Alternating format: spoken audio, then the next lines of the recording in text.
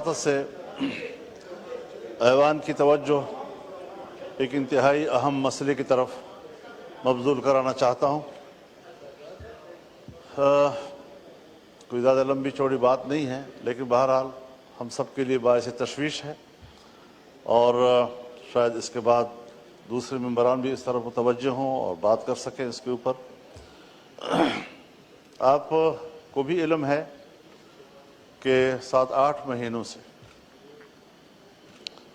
चमन border के ऊपर हज़ारों लोग धरना दिए हुए हैं और मुसलसल धरना दिए हुए हैं, और ये मकामी लोगों के मुश्किलात की बुनियाद पर,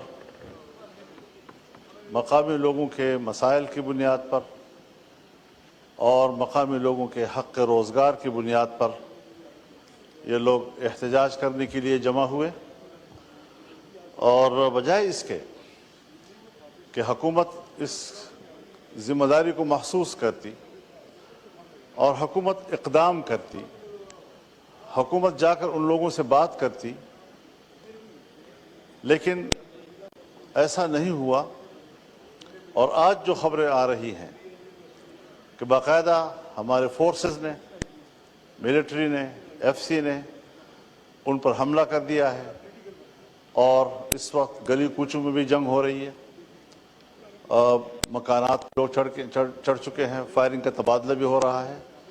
अमवात की खबर अभी नहीं आई, लेकिन बहरहाल ज़ख्मियों की खबरें आई हैं और रास्ते मुख्तलिफ अतराफ से बंद हो रहे हैं। ये सूरत हाल सिर्फ चमन बॉर्डर की नहीं है, पूरे अफ़गानिस्तान के बॉर्डर पर मुश्किलात पैदा हो रही हैं।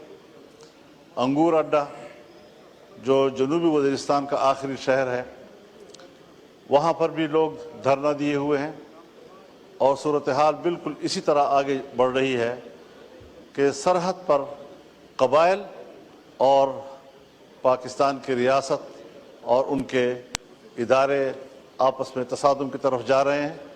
शुमाली वज़ीरिस्तान से जब मीरान शाह से आगे ग़ुलाम खान, जो हमारा आखिरी सरहदी शहर है, वहाँ पर भी आवाम की सूरत हाल इस तरह बिगड़ती चली जा रही है।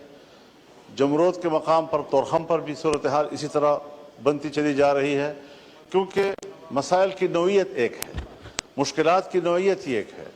वहाँ पर जो लोकल लोग अफ़गानिस्तान के साथ छोटे मोटे कारोबार करते थे, उस कारोबार को सख्त किया जा रहा है। और ये कारोबार ऐसा नहीं है कि कोई आज शुरू हुआ है, सदियों से इन लोगों के बाहमी ताल्लुकात हैं और उन बाहमी ताल्लुकात की बुनियाद पर वो आपस में कारोबार भी करते हैं, दिहाड़ियों की बुनियाद पर करते हैं, कुछ कमा लेते हैं बच्चों के लिए। आज आपने वहाँ पर भी पाबंदियाँ लगा दी और उनको आप कह रहे हैं कि आप पासपोर्ट भी बनाएं, आप वीज़ा भी लें और आपको 10 दफ़ा जाना पड़े और 20 दफ़ा जाना पड़े और कोई एक टोकरा उठाकर वहाँ से आप लाएं, तब भी आपको वहाँ पर स्टैंप लगाना होगा।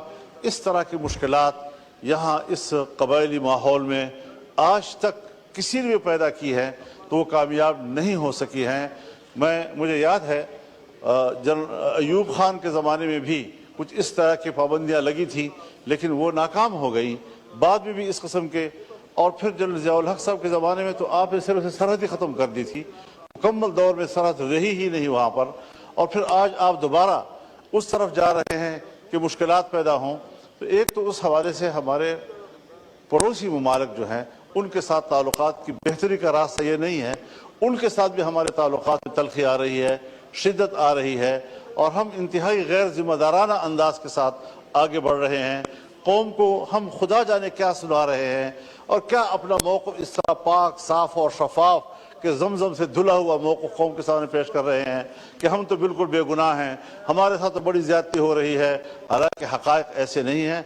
मैं ये डिमांड करूँगा कि पार्लियामेंट की या कौमी असम्बली की एक कमेटी बनाई जाए और वो स्पीकर की सरबराही में हो, वो जाए वहाँ पर, लोगों से बात करे, पूरी ज़िम्मेदारी के साथ बात करे और पूरी रिपोर्ट असम्बली में लाएँ।